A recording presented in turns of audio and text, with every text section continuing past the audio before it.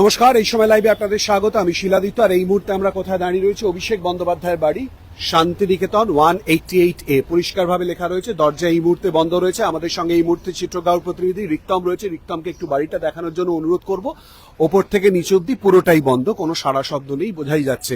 আর সামনের ছবিটা দেখাবো, সাংবাদিকদের উপস্থিতি রয়েছে, অপরদিকে পুলিশের নর্মাল গার্ড। যেরকম ছবিটা এতদিন ধরে কি দেখেছি আমরা, এতদিনে সংবাদ মাধ্যমের জন্য এবং ডিজিটাল মিডিয়ার যুগে ছবিটা একেবারে পরিষ্কার ছিল। এই চত্বরে ঢোকাটা নিষিদ্ধ ছিল, এই চত্বরে কোনোভাবে ঢোকা যেত না আর কি।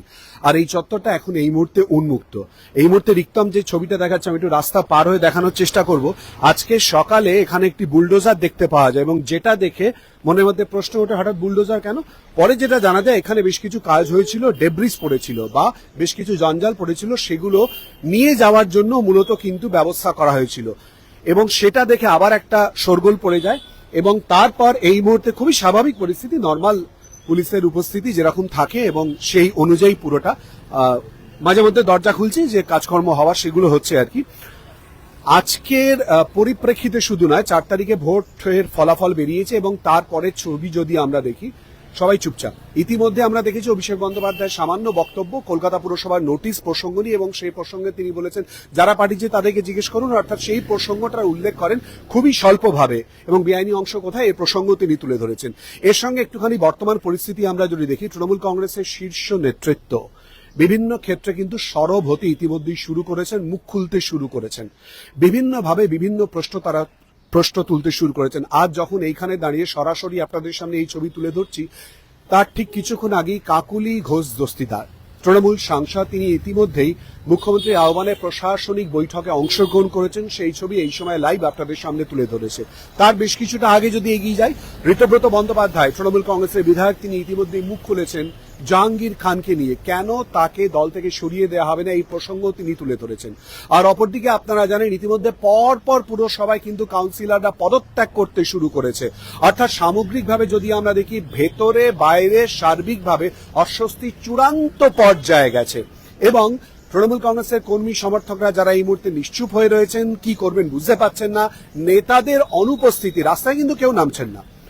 অপরদিকে যেটা দেখা যাচ্ছে, বারবার করে যে বার্তা উঠে আসার দরকার ছিল, সেই বার্তাও কিন্তু স্পষ্ট হচ্ছে না। শুধুমাত্র ফেসবুকে বক্তব্য, শুধুমাত্র এক্স হ্যান্ডেলে বক্তব্য, রাস্তায় নেমে কোনো বক্তব্য নেই। আর সেই রাস্তায় নেমে এই অবধি না আসা যেত না। সেই ছবিটা আপনাদেরকে দেখাচ্ছি, শান্তিনিকেতন 188 ঠিকানা পরিষ্কারভাবে স্পষ্টভাবে লেখা থাকছে, এই অবধি আসা যেত না। আর সেখানে এই মুহূর্তে আসা শুধু নয়, অপরদিকে আমরা দেখতে পাচ্ছি যে বারবার করে সমালোচনার শিকার হতে হচ্ছে বা সমালোচনায় বিদ্ধ হতে হচ্ছে। পরপর তৃণমূল কংগ্রেসের নেতা কর্মীরা অভিযোগ করছেন, কেন 15 বছর ধরে কি হয়েছিল তার চুলচেরা বিশ্লেষণ হয়নি, কেন বিভিন্ন ক্ষেত্রে মুখ বন্ধ করে রাখতে বা থাকতে বাধ্য করা হয়েছিল, এই প্রশ্ন উঠছে। এবং তারই সঙ্গে যেটা বারবার করে দেখা যাচ্ছে, এই মুহূর্তে অস্বস্তি চূড়ান্ত, দিকে দিকে গ্রেফতারির সংখ্যা বাড়ছে। রোজ সংখ্যাটা যদি উত্তরোত্তর বৃদ্ধি পায়, চক্রবৃদ্ধি হারে কোথায় গিয়ে দাঁড়ায়? যারা এতদিন ধরে অত্যাচার করে মানুষের ওপরে কাটমানি নিয়েছে, দিনের পর দিন টাকা নিয়েছে, তারা এবারে জবাব চাইছে। যেখানে বর্তমান রাজ্য সরকার মুখ্যমন্ত্রী শুভেন্দু অধিকারীর নেতৃত্বে বারবার করে বলেছে, আশ্বস্ত করছি আর এই জাতীয় কোনো ঘটনা হবে না, সোনার বাংলা গড়ার কথা তারা বারবার করে বলেছেন। ঠিক সেই জায়গায় দাঁড়িয়ে সাধারণ মানুষ এই প্রশ্ন বারবার করে তুলতে শুরু করছেন যে কেন এই ঘটনাগুলো ঘটলো, এতদিন ধরে কেন এই অত্যাচার করা হলো। এর দায় নিতে হবে তৃণমূল শীর্ষ নেতৃত্বকে। তারা যদিও চুপচাপ হয়ে রয়েছে, নানান বক্তব্য তুলে ধরছেন, কিন্তু সেই বক্তব্যের মাধ্যমে কোথাভাবে স্পষ্ট কোনো বার্তা উঠে আসছে না সাধারণ কর্মীরা কি করবেন। আর সাধারণ মানুষ, যাদের ওপর ক্ষমতায় আসার পর যে স্বপ্ন নিয়ে সাধারণ মানুষ ক্ষমতা এনেছিল 2011 সালে, এই 15 বছরের ডিউরেশনে কি হলো তার হিসেব কে দেবে? সেই হিসেব দেওয়ার ক্ষেত্রে কোনো উত্তর নেই, কোনো উত্তর নেই। কিন্তু সবাই নিজেদের পিঠ বাঁচাতে কার্যত ব্যস্ত রয়েছে, রাজনৈতিক বিশ্লেষকদের বক্তব্য। আর এখানেই সাধারণ মানুষের প্রশ্ন উঠছে, দায় কে নেবে? কেন সাধারণ মানুষকে দিনের পর দিন অত্যাচারিত হতে হয়েছে? বুলডোজারের কথা একটু আগে রিক্তম ছবিতে তুলে ধরার চেষ্টা করছিল, মানে এই মুহূর্তে নেই, কিন্তু তার আগে যে বুলডোজারের উপস্থিতি নিয়ে রীতিমতো প্রশ্ন উঠেছিল, সেই জায়গা নিয়ে বিভিন্ন জায়গায় বেআইনি নির্মাণ ভাঙা হচ্ছে। এই বেআইনি নির্মাণ আগে থাকতে আটকানো যেত না? সে দায় কে নেবে? কেন সাধারণ মানুষের উপর এই অত্যাচার নেমে আসবে? কেন এর বিরুদ্ধে এই মুহূর্তে সাধারণ মানুষকে বলতে হচ্ছে? এবং যখন রাজ্য সরকার, বর্তমান রাজ্য সরকার, রাজ্যের মুখ্যমন্ত্রী শুভেন্দু অধিকারীর নেতৃত্বে পরপর এই প্রসঙ্গগুলো সামনে নিয়ে আসে, রাজ্যের পুরো নগর উন্নয়ন মন্ত্রী আপনারা জানেন অগ্নিমিত্রা পাল, তিনি ইতিমধ্যেই পরপর লিস্ট করে দিয়েছে এবং সেই অনুযায়ী কিন্তু আমরা দেখতে পাচ্ছি কলকাতার ক্ষেত্রে যদি আমরা দেখি পুরো ইতিমধ্যেই যে সই এবং তার পরিপ্রেক্ষিতে তিলজলা, কসবা, পার্ক সার্কাস, বিভিন্ন জায়গায় কলকাতার বিভিন্ন প্রান্তে যে বেআইনি হোল্ডিং গুলো রয়েছে, যে বেআইনি নির্মাণগুলো রয়েছে, সেগুলো ভাঙার কাজ ইতিমধ্যেই বুলডোজার দিয়ে শুরু হয়েছে। এখানেও নোটিশ দেওয়া হয়েছে, আপনারা জানেন। সুতরাং তার পরিপ্রেক্ষিতে এই প্রশ্ন উঠছে। আর অপরদিকে সাধারণ মানুষের প্রশ্ন, এই কাটমানি যারা নিল, যেখান থেকে এই শ্রীবৃদ্ধির জায়গা তৈরি হলো, তার দায় কেন নেবে না? সেই প্রশ্নের উত্তর তো অবশ্যই করে দিতে হবে। সেই উত্তরের খোঁজে কিন্তু বাংলার মানুষ তাকিয়ে রয়েছে।